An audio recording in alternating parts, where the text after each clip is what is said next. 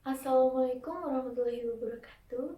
Di sini saya akan membawakan materi tentang makroekonomi dengan mengambil topik pengangguran. Di Indonesia sendiri masih banyak sekali pengangguran. Terlebih sekarang sedang dilanda pandemi COVID-19 yang bertambah lebih melonjak. Di sini saya akan membawakan materi makroekonomi terkait pengangguran. Pengangguran sendiri ialah orang yang dalam kategori angkatan kerja dimulai dari umur 15 sampai 59 tahun.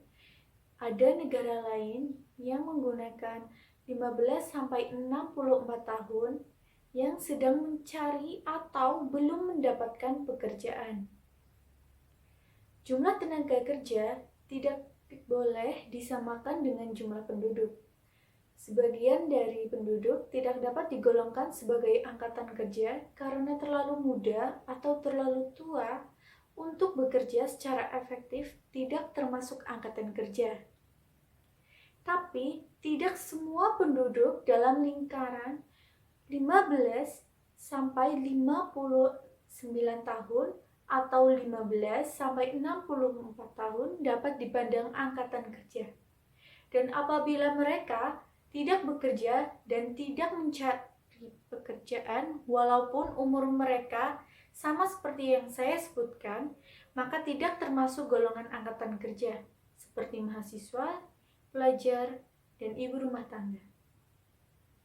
Jadi, jumlah tenaga kerja atau angkatan kerja pada suatu waktu tertentu adalah banyaknya jumlah penduduk yang berada dalam lingkaran umur seperti yang saya sebutkan tadi, dari 15 sampai 59 tahun atau 15 sampai 64 tahun yang bekerja atau sedang mencari pekerjaan. Untuk mencari tingkat pengangguran sendiri dengan jumlah pengangguran dibagi jumlah angkatan kerja dikali 100%. Penyebab pengangguran ada banyak, seperti penduduk yang relatif banyak, pendidikan dan keterampilan yang rendah, angkatan kerja tidak dapat memenuhi persyaratan yang diminta oleh dunia kerja, teknologi yang makin modern, pengusaha yang makin mengejar keuntungan dengan cara penghemat-hematan, dan juga penerapan rasionalisasi, yaitu lapangan kerja yang dipengaruhi oleh musim.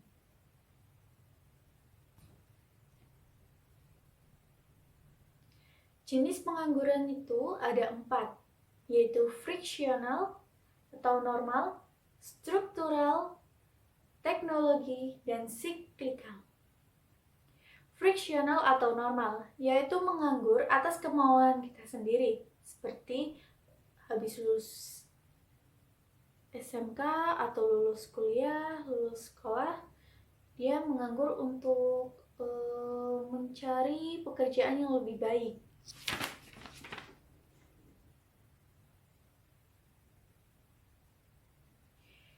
Friksional atau normal, yaitu menganggur atas kemauan sendiri, seperti mencari pekerjaan yang lebih baik lagi. Yang kedua, ada struktural atau structural unemployment.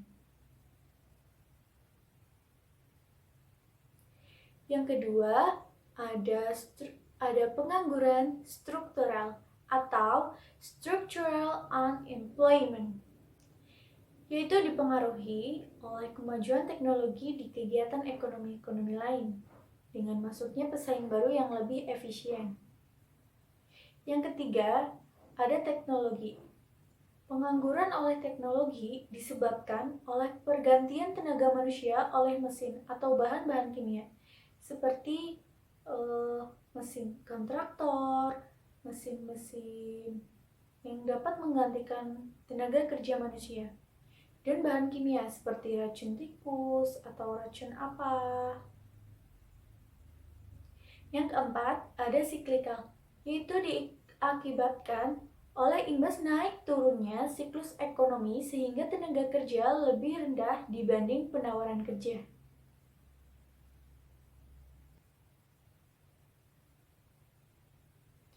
Sedangkan menurut cirinya ada 4 juga. Yang pertama ialah pengangguran terbuka. Pengangguran ini benar-benar terlihat nyata bahwa sedang menganggur atau sama sekali tidak sedang ada pekerjaan atau tidak ada pekerjaan. Yang kedua, yaitu pengangguran tersembunyi atau tidak ketara.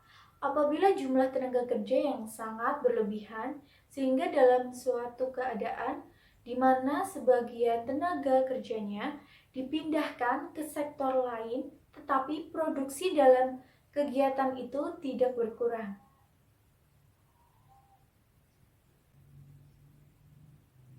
Yang ketiga, ada pengangguran musiman, yaitu pengangguran yang sementara saja dan hanya berlaku di waktu-waktu tertentu. Contohnya seperti masa bercocok tanam yang menurun kesibukannya. Yang keempat, ada setengah pengangguran. Nah, setengah pengangguran ini juga terbagi menjadi dua, yaitu pengangguran sukarela dan pengangguran dukalara. Setengah pengangguran sukarela ini sama seperti pengangguran normal. Dilihat dari definisinya, yaitu menganggur sementara waktu untuk mencari pekerjaan yang lebih baik. Nah, di sini bisa dilihat bahwa setengah pengangguran sukarela sama seperti pengangguran normal. Sedangkan setengah pengangguran dukalara yaitu sudah berusaha mencari pekerjaan namun belum berhasil mendapat pekerjaan. Nah, akibat buruk dari pengangguran ini ada banyak sekali akibatnya yang berimbas kepada masyarakat sekitar, juga kepada diri sendiri dan keluarga. Akibatnya ialah meningkatnya kriminalitas, menurunnya tingkat kesehatan, terjadinya kekacauan sosial dan politik, hilangnya kepercayaan diri atau insecure, dan menurunnya kemampuan kerja, dan perselisihan di dalam keluarga. Terima kasih atas perhatiannya. Thank you for watching. Wassalamualaikum warahmatullahi wabarakatuh.